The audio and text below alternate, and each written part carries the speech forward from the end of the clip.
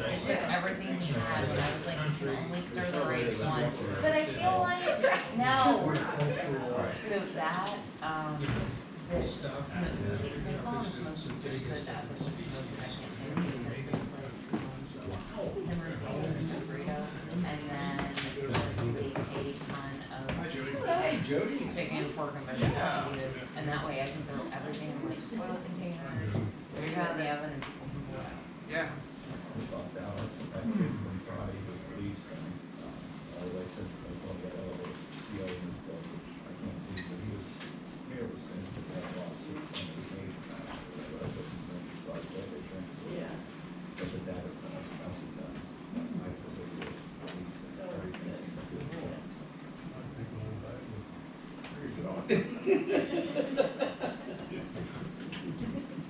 Just don't let Brandenburg see you.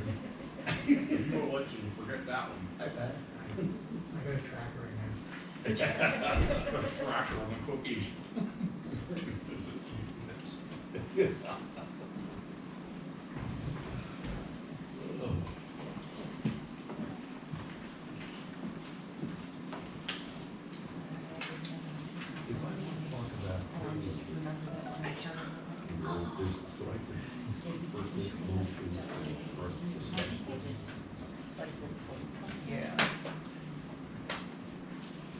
When you follow it correctly.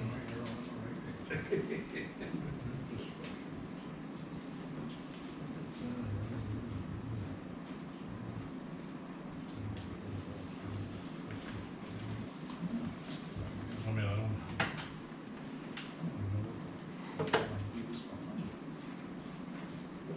I got 12 o'clock, so call the meeting of the Fire and Police Committee to order. Roll call, please.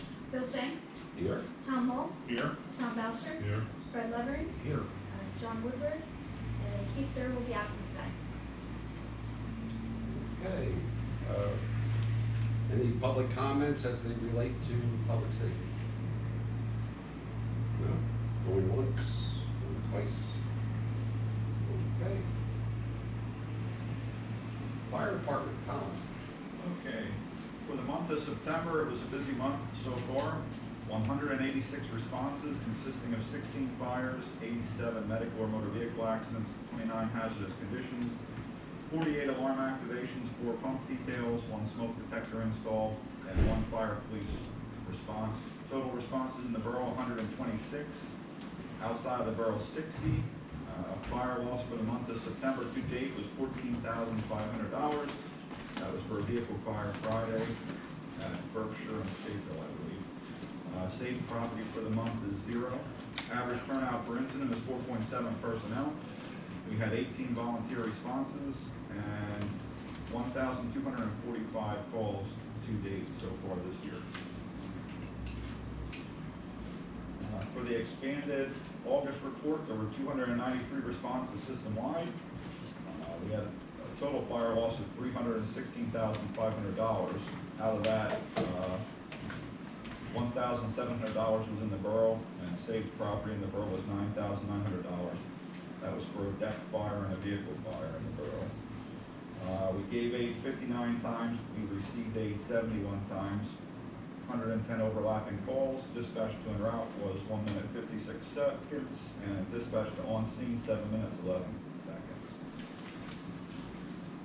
We gave aid in August to Laureldale 2 times, Western Berks Fire Department 19, Exeter 1, Robozonia 1, Leesport 1, Greenfields Burnham Township 9, Moton 1, West Reading 6, Muhlenberg Township 13, Comer Township 3, and Lancaster County, Denver Borough 1. That's all I have for monthly reports. Anybody has any questions?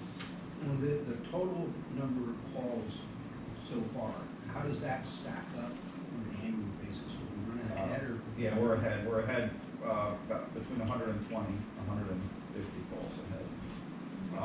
We've always progressively been getting busy. In 2020, it was a little bit of a lower number than we have in the past, I think because of COVID, things were shut down.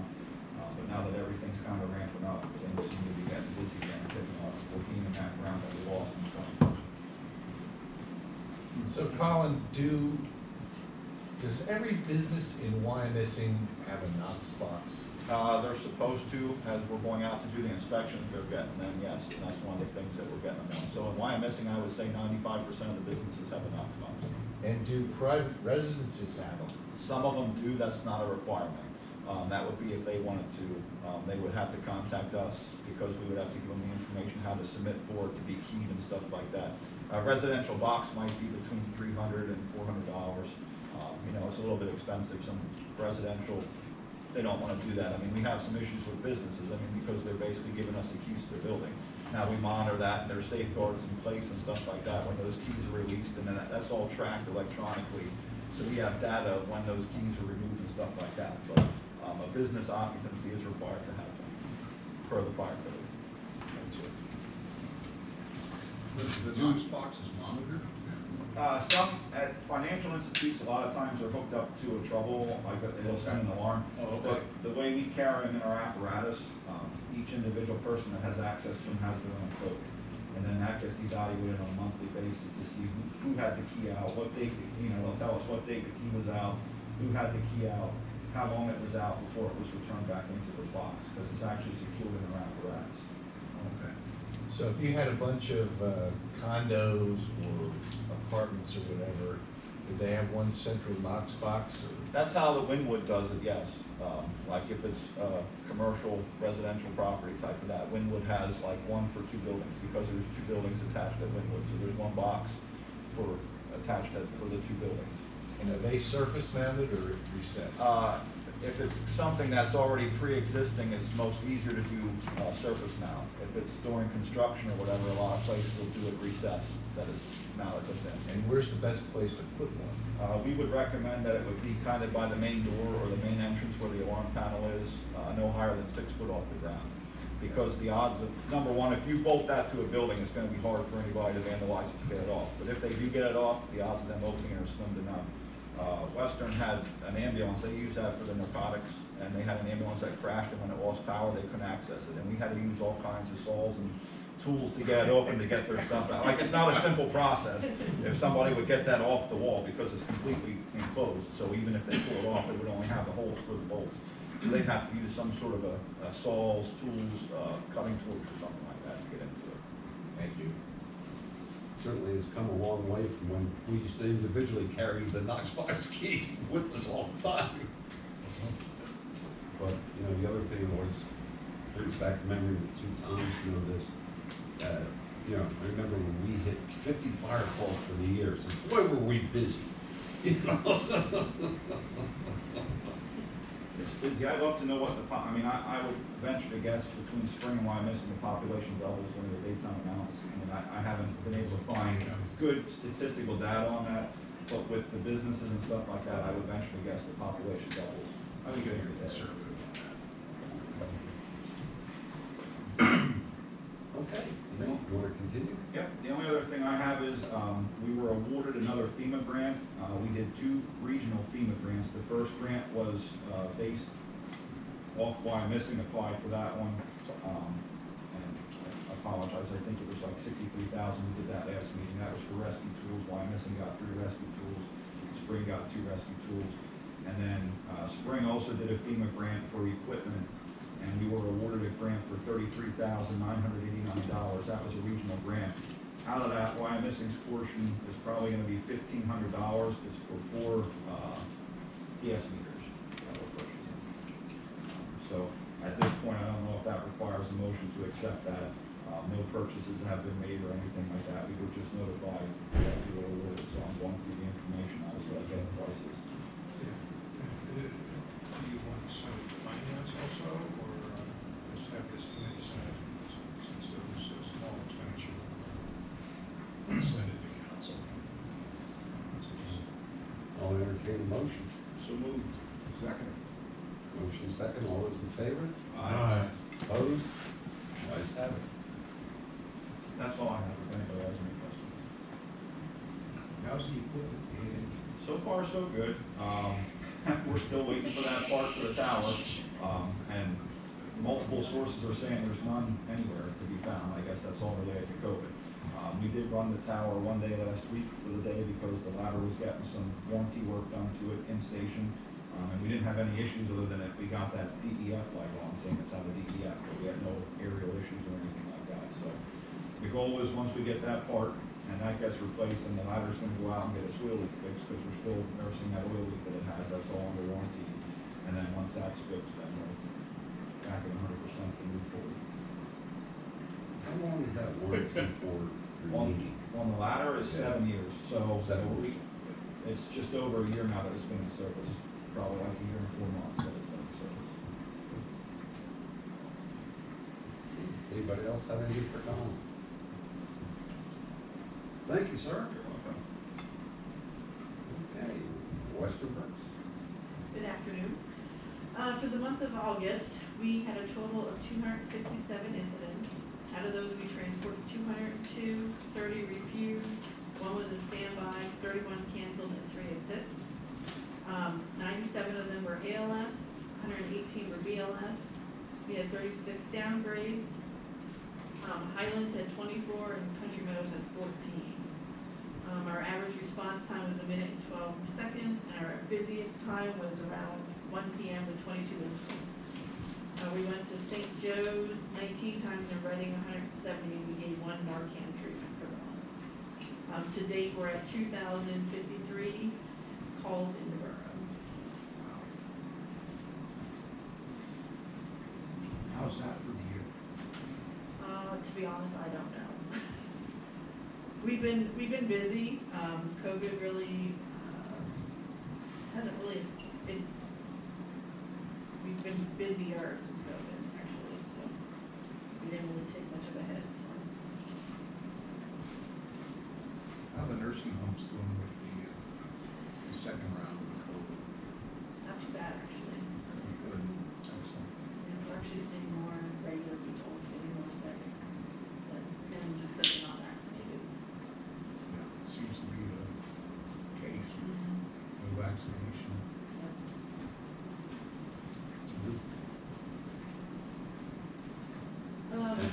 COVID related, I don't really have anything. The Delta variant is still there. There's probably going to be, another one. Personally, I feel like this is going to be like the flu. There's just going to be a different variant coming out all the time. Just get vaccinated if you can.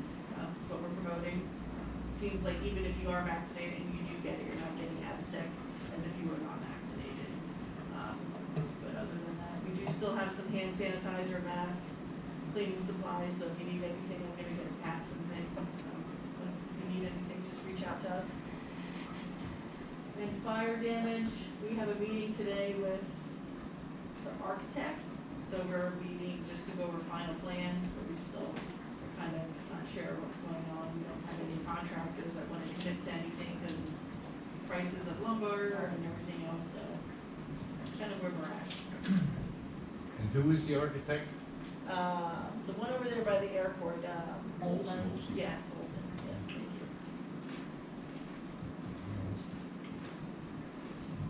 With the booster shots, who around here will have those? So St. Joe's is looking at getting them, and I believe Reading, but we haven't heard of anyone getting anything yet. So like a lot of the physicians that had them before, like I went over in pediatrics, probably they won't be getting them. They might. He was able to get a lot the first time, so. Jody, I should ask you that. Yeah, because we did a bunch of body zone for him, so he was able to get a lot. But they're requiring the booster after 9 months after you got your shot, so I guess there's still time for a lot of people. Stage plan is that you need to pharmacy driven. You have the ability to go online and sign up for a shot at a pharmacy. Basically, you have Pfizer or Moderna, or anything approved is Pfizer. Yep. Yeah, I know the hospitals are still working on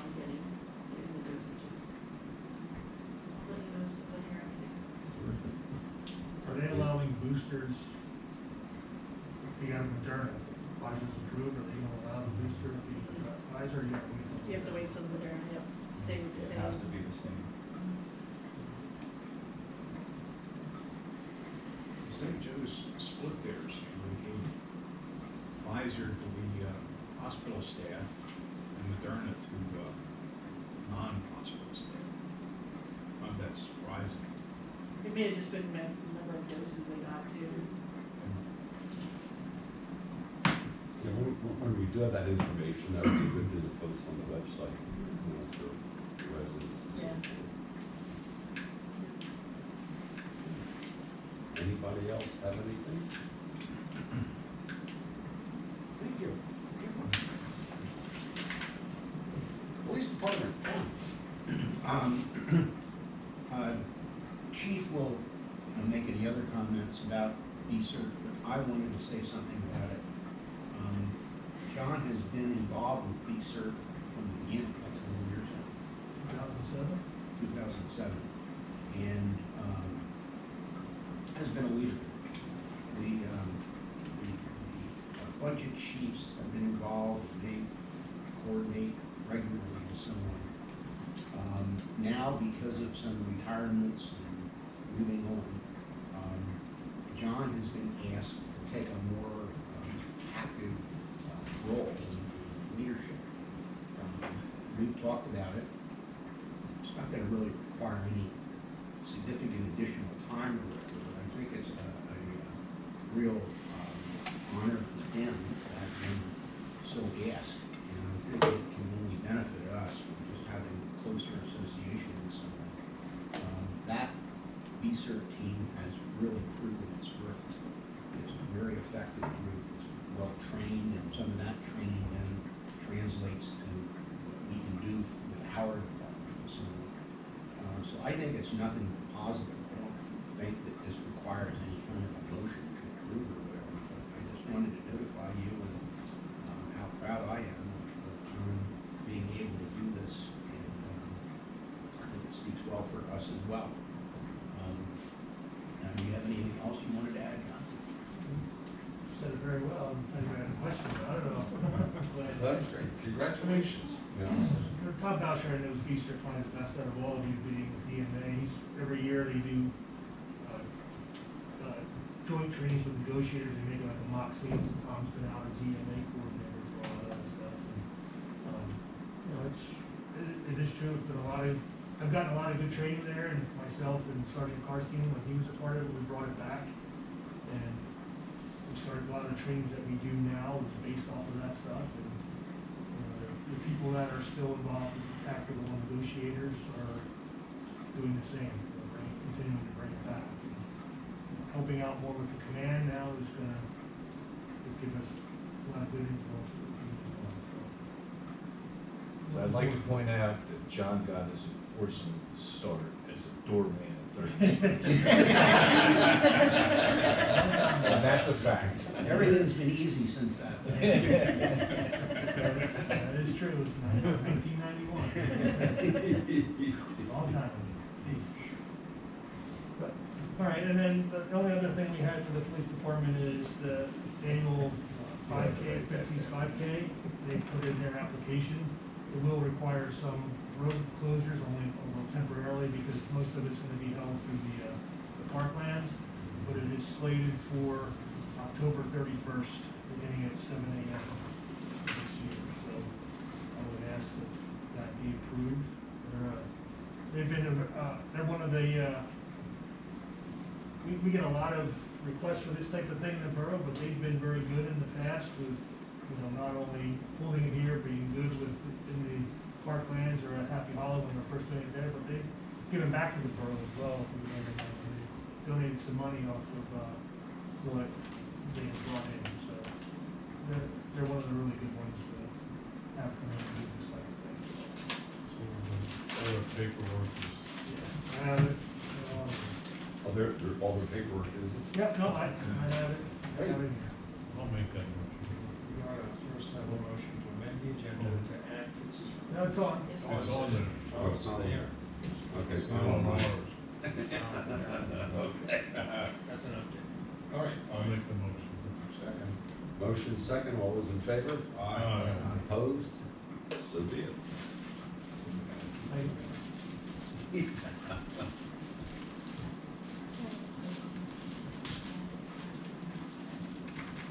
Anything else, chief? Nope, that's it. Any other questions for the chief? Again, congratulations, that's great on Thank you. Needs to be somebody here first and foremost, right? Old business. I do have one bid, so I guess I will ask for a motion to discuss the county abatement team. Move that. Or to have this put on the agenda. Second. All those in favor? Aye. Opposed? I just wanted to get an update. I know between this committee, oh, public comment regarding the county abatement team. No idea what that is about. Okay. Basically what they do is the county goes around and eliminates, eradicates, whatever you want to call it, the graffiti. And it was, it had been disbanded for a while, and I know between this committee and infrastructure, we talked about it. Is it back up and running again? It was, yes. I'd have to check to see, but I don't know if they went back down because of the numbers going back up. They did open up again, and they were out, and they covered up a bunch of things that were here in the borough that we gave to them. But I don't know if they're back down again.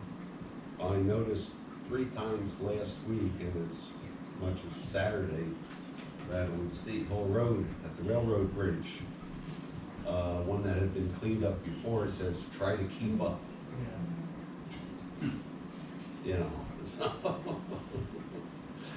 and I noticed the traffic boxes are still Yeah. painted, except the one at the fire department, Yeah. we love fire department, that one I liked. Yeah, they get, I don't know what, all that stuff is given to them, and I don't know how they prioritize what gets done. I'll give them a call today, and I'll check to see what the status is. I was just wondering if it's still in operation or what's going on. I can't say for sure, I don't know. Okay, that's all I have on that. Any other old business? Okay. Moving on to new business. Just as an information item for the committee, on October 9th, 2021 at 10 a.m., we'll be having the Waterways Multilingual Network Ride, group ride. It will start at 8th and Hill, and we'll finish at 8th and Hill, and then Fox Fest will occur at 11:30 a.m. At the Sly Fox Tavern site. And this is really a community event to familiarize everyone with the bike path and bike share, and fundraising for corporate sponsors for the bike locomotives. What date again? October 9th, 2021 at 10 a.m. Bill, as an announcement also, I'm sorry to interrupt you, you have something? We're gonna be swearing in our newest police officer on the afternoon of October 4th. And then what will be his status for the near future after that? Well, he's gonna go through that for a whole week, he's gonna be doing a lot of administrative stuff. He's gonna be doing a lot of his, firearm stuff that morning, that's why he's asking for the afternoon. But there's policies that are basically what he's doing the first week. And then Sunday, he will actually start on the night shift with his primary field training officer. So he will then be on the schedule, rotating with them. They have a checklist of items that they have to make sure that they teach them. And then they fill out daily observation reports on them. We grade them on all sorts of different categories, break things up, how well they did on different types of calls. But he'll be doing that till the early part of December. He rotates through, there's 3 different field training officers, he'll see all 3 of them.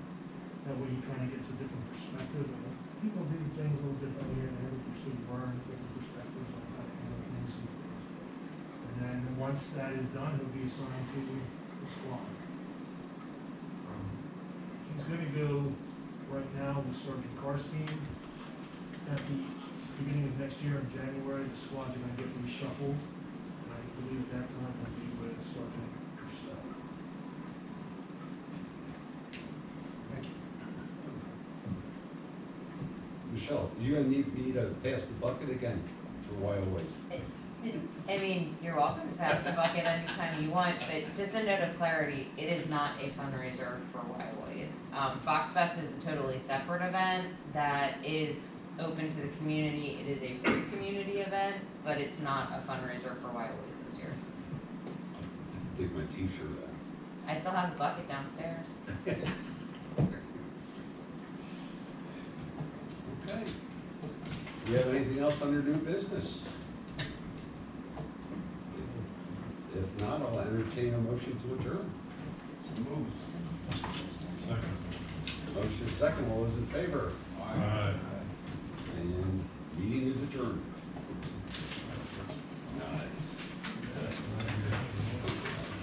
I like your meetings. You spend a lot of money too. Perfect. So you just want to- I'm glad to see that you got it.